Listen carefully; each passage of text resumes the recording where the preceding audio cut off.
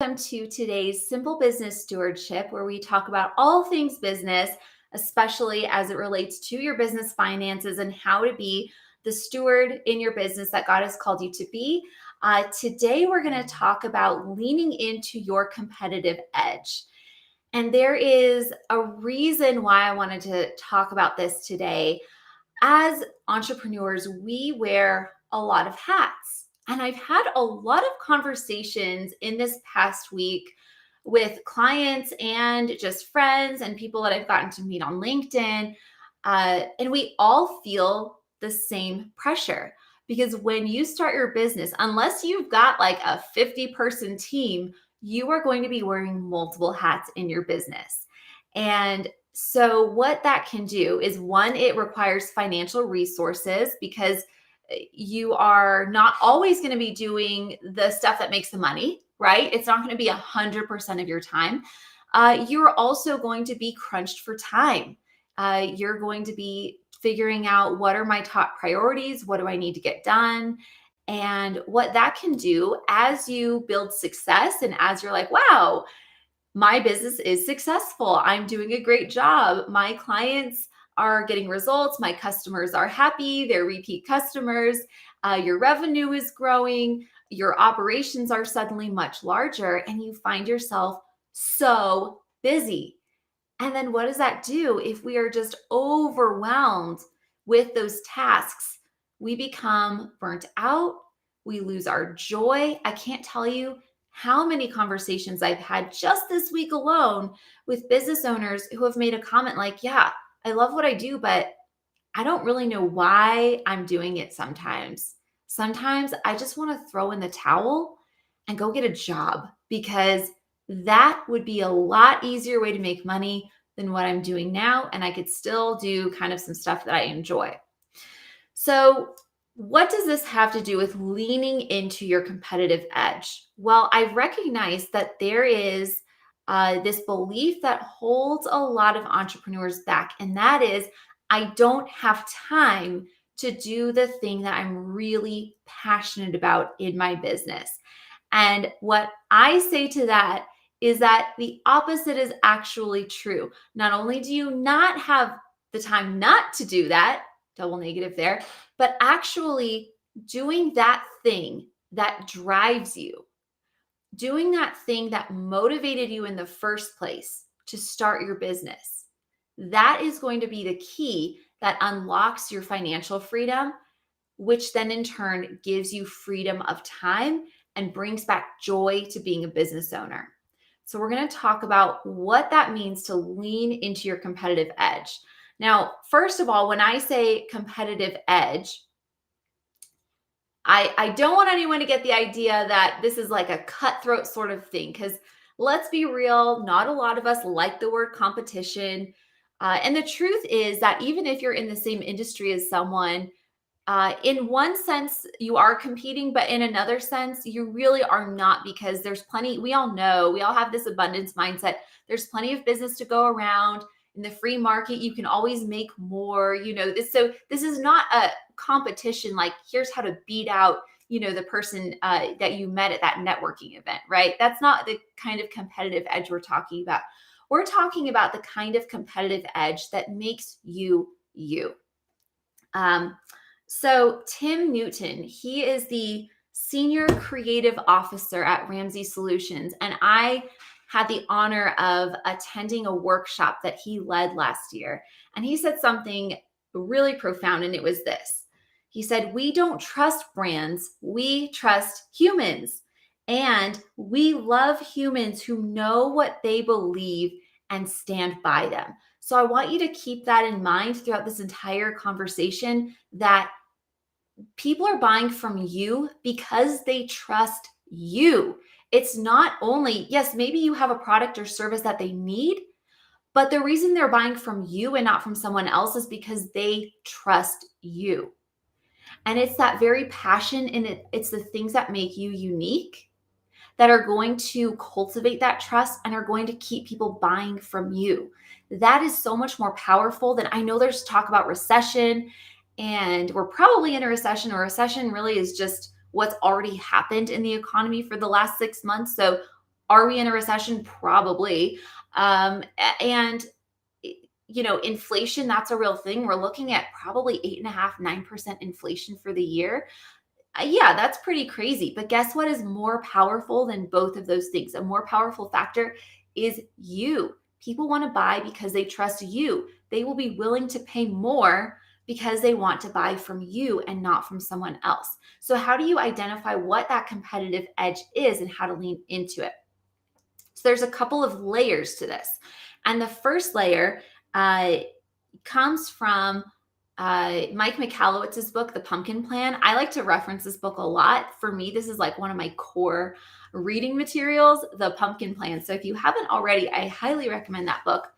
But he talks about how you can only be really great at one of three things: price, convenience, and quality. So I'm going to give you a couple of examples so that you can identify in your business, what is it for you? Is it price, convenience, or quality? And by no means do I mean that if quality isn't your niche, that doesn't mean you have crappy service. Okay. We're talking top excellent service across the board, no matter what it is, right? Because we want to serve, do everything as unto the Lord. So best of the best service, no matter what. But here's how to differentiate and really know what that first layer of your competitive edge is. And it's identifying whether your company really needs to focus on being the best price for your customer, on being the most convenient for your customer, or on offering the best quality to your customer. So a couple of examples. I want to highlight someone I met recently on LinkedIn. His name is Bob Bankus, and I'll have to put his name in the comment section after this. But he founded a company called AlphaMed. And what AlphaMed does is they recognized a big problem during the pandemic with gloves, like medical gloves, right? Big shortage. And what was happening is these companies, I guess, were buying up all the supply and then people were buying from them. And it was like this commodity investing thing where you would just buy it, mark up the price, and resell. And that was happening over and over. And what that was doing was creating shortages for these smaller companies that didn't need hundreds of thousands of boxes of gloves, but they couldn't afford to just buy that quantity at that price.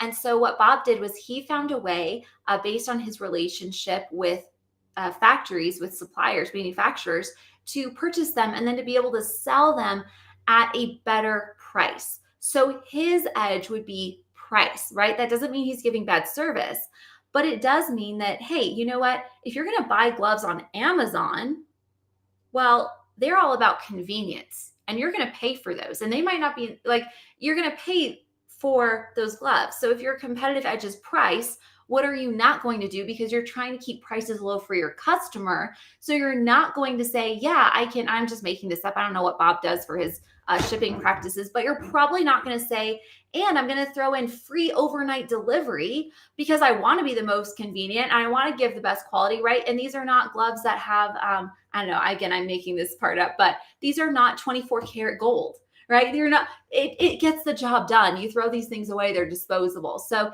quality is sort of irrelevant here, except for you want to make sure that, they are the product that you're actually trying to sell, right? And convenience, not so much. That's not what you're going to focus on. So you're not going to eat the cost as a business owner for free overnight shipping when your customer needs the best price possible, right? So price for AlphaMed would be that competitive edge. Convenience. Let me give you an example of convenience. When I was studying abroad way back in the day, I studied abroad in Paris for a semester. It was magical. And every day my roommate and I would stop at this little boulangerie, like this little bakery, and they're all over. I mean, they're on every street in Paris. And in fact, baguettes are price controlled. So at the time, again, this is a long time ago, but at the time, a baguette was €1. So for college students, this was perfect. We bought one every single day. And, but why did we choose that particular bakery that we went to every day? It was convenience, right? They weren't better or lesser quality. The price didn't matter. It was purely convenience because they were on the street that was between our metro stop and our apartment. So that's why we chose that particular bakery every single time. So whether it's location or your ability to get a product to a customer faster, like Amazon or like McDonald's, they're very convenient. They're not cheaper than cooking at home. They're not the best quality, but they're very convenient, right? So convenience, again, it doesn't mean you have poor service. It just means that your competitive edge is being convenient, and people can buy from you easily, right? And get what they need easily. All right. And then there's quality. So this is going to be, Pottery Barn knows that they can have higher prices than IKEA because they have better quality than IKEA, presumably, right? So a service-based example of this, one of my attorney clients, we were talking about, the different areas of law that she practices in, that she has the ability to serve in. But what she really wanted to do was narrow down the services that she offered so that she could help people in the best way possible and also be profitable, right? You've got to have both. And when it's your time that is so valuable, you have to be strategic about the way you use it, right? And so what she was doing was wondering, do I offer all these different services? Some command a rate of this much per hour, some command a higher rate, but do I take on all of the business to try to drive up revenue? I'm going to be busier, but then I know how a certain amount of revenue will be coming in. And what we discovered was that, in fact, no, because that doesn't, the type of quality that you are trying to provide for your client, you're not just trying to rubber stamp paperwork. You're not taking on these factory mill type cases where you just kind of run the paperwork through. Her competitive edge was really understanding a very specific area of law that not a lot of attorneys had a great level of competency in, and in her ability to walk that client through. So providing that level of quality as an attorney was much more valuable than creating that convenience or being the cheapest attorney, right? Where she could just run through a ton of different types of cases. So for her, it made sense to really lean into that quality aspect. And then, if you make products and you are making something handmade, that is going to be a much higher quality than something that you could have mass produced at a factory, right? So think about what that competitive edge for you is. And where I see a lot of entrepreneurs get trapped is they want to be the best at everything because they want to serve so well. And I know that this is probably you want to serve so well. So you think that being the best at service means being the lowest priced and the best quality and the most convenient. And so I want you to take a deep breath and then just let all of that go, because it's not true. You can have amazing service only if you identify whether your niche is in price, convenience, or quality. So if you're highest quality, that means you're spending time, materials, expertise that commands a higher price point, right? It's necessary. If same thing with convenience, and then with price, you're not going to, again, build in, and you get free 1-day shipping with that, because that's an expense that you cannot afford as the business owner. And you're also trying not to pass on that cost to the customer because you're trying to give them the best price. So you can serve in other ways, but you cannot compromise that competitive edge, right? So now that you've identified whether your edge is in price, convenience, or quality, I want to take it a step further. I want to take it another layer deep. And this is where we get into the essence of your brand. This is what people experience. This is what you believe and what you are known for, and how people experience you. Because remember, people don't buy from brands, they buy from humans. So they're going to buy because they want to buy from you. So when we're talking about branding, we're not talking about colors and fonts. We're talking about those values and beliefs that you are putting out there in your business. And so with that, whenever I'm having one of these conversations with a client about how they're overwhelmed financially, how they don't have time to put on all the hats and do all of the things, Well, it's not about being able to do all the things, it's about being able to do the right things. And so, knowing whether you need to focus on price, convenience, or quality, that is going to give you some direction. But then I often look at the numbers and how you're using your time, and we want to identify why that's happening. So there's the what's happening, but then why is that happening? And so much of the time, it is because you've gotten to a certain point in your business where you're experiencing a certain level of success. And now you are forgetting the very core reasons and passions that drove you to start your business in the first place.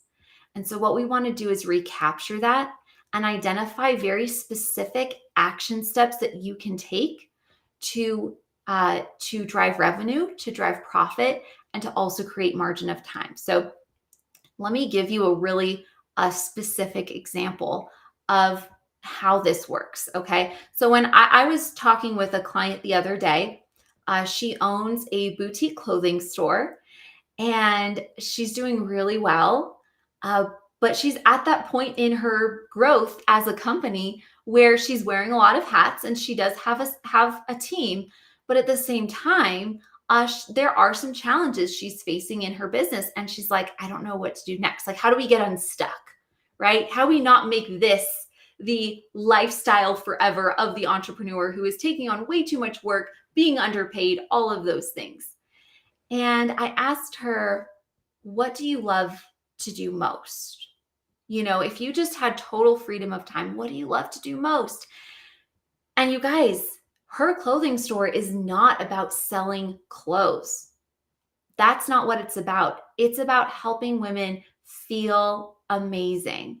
It's about helping them look and feel their best, helping them have confidence, helping them have fun with styling and giving them that confidence and the information, and also just giving them this amazing experience, an incredible shopping experience where they can really get in touch with their style in a way that they haven't been able to before.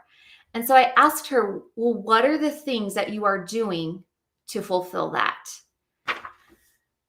And she just looked at me and said, I'm not really doing any of it right now, but I just feel like I don't have the time for it.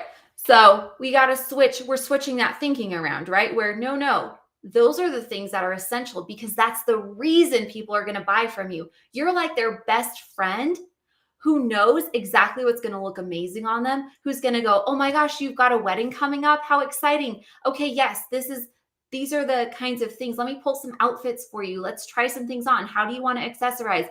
And you're giving them that expertise, and they're buying from you not only because the clothes are on the rack, but because you're giving them an incredible experience where they trust you to style them and where they're not going to get that kind of experience anywhere else. And so we were able to identify some very specific things that she can do on her social media to convey those beliefs, to convey that passion, to convey who she is, that people are going to connect with and they're going to want to buy from her because of who she is and because of what she believes. And that's going to resonate with people. And as a result, that is going to help shift around some of the numbers. It's going to help her reach some of those financial goals that we've set. And it's also going to then in turn create that financial margin to outsource those other tasks that are not as much in her wheelhouse, that she doesn't enjoy so much. And it's just going to restore that excitement that she first had over opening her storefront because she's going to be doing more of the things that she loves and she's passionate about. And, when I'm talking with a client about these things, it's a pretty organic discussion. I will identify something that they said and dig into that more. And I'll say, tell me more about that. But for our purposes today, I want to give you a few questions that you can ask yourselves so that you can start to get in touch with, what are those things that set me apart? What is my real competitive edge? What would I love to be doing more of? And how can I leverage that to drive revenue and profit in my business? And here's the best part, you guys. None of these things require money, because this is about the way that you are serving. This is not about offering like more things on your, to-do list necessarily. This is about how can I create that experience based on my personality, my unique gifts, and what really drives me in a way that, this is going to connect with people. And as a result, they're going to trust me and they're going to buy from me. So here are a few questions for you. Okay. First question is, why does your company exist? Thank you, Tim Newton, for that question. And here's the thing. I used to think that question meant, what are your goals for your business? What do you want to achieve through your business? But that's not the question. It's really more about what is that passion that drove you to start your company in the first place? It probably connects to your personal story. Maybe it was a problem that you overcame. Maybe there was a gap in the marketplace that you saw you could fill. So what was that initial thing that made you go, wow, that's why I'm going to start my business? Yeah. Why are you so passionate about this? What's the point? It's not because you want to sell clothes. It's because you are all about helping women feel and look their best, and you just love giving them that experience, right? Okay, so how do you love to help people? What are the skills that you bring in? Like for me, I couldn't style you. I can just barely pick a t-shirt and jeans that are going to fit. So, if I had someone to give me like, okay, here's what you need to do, I'd be like, thank you so much, right? Like for me, I'm really good at looking at the numbers and knowing what they mean, not only on the surface level, but at a deeper level, and getting to why and asking the right questions and then helping you come up with the right strategy. Like I'm really good at that. And I love doing that for people. So how do you love to help people? What just lights you up? I want you to think about your favorite customer or client that you have ever worked with. Think about those high points. Think about, what did you love about it? What did you love about that interaction? What was meaningful and impactful for them? How did you help them? What did that mean to them? How did that change their life? How did that improve their life? And why was it what made that such a fulfilling experience for you? And then I want you to just think about replicating that. So instead of trying to be all things to all people, think about how you can replicate that experience, right? You are identifying what your beliefs are and how you can express those through your business. All right. And then how can you turn those beliefs into actions? So for the client that I was just chatting with the other day, one of the things that she can do on her Instagram, for example, is little reels where she's giving styling tips, right? Where she's not only showcasing the clothes that she can sell you, but she's actually showing you how to create different looks from maybe a capsule wardrobe and then pairing it with different accessories to create different looks for different events. Like that would be one thing. Or to offer styling appointments and to make that a real experience for the customer. As opposed to, if you happen to come in, we can help you, right? But to actually offer that as a complimentary service. So those are some actionable ways to express what you believe in your business. And so finally, I just want to leave you with this. Remember that people are buying from you. Remember that that's going to be more powerful than inflation or a recession, and even than your competition. Because at the end of the day, like you can let go of the whole, what is someone else doing? If you compare yourself, not only is comparison the thief of joy, I think comparison is the thief of revenue too. Because if you're focused on what other people are doing, you're going to miss out on who you are and what you have to offer that's unique. So just, if you need to shut off your social media, if you need to stop looking at what other people in your industry are doing, if you need to just like put a pause on the market research so that you can get back in touch with what you are here to help people accomplish, then do that for a season. That's great. This is really about tying everything together. This is about connecting with your potential customers and clients on a human level and translating that into the service and the experience that they're going to get when they work with you. Okay, you guys, that is it for today. Have a wonderful rest of your day.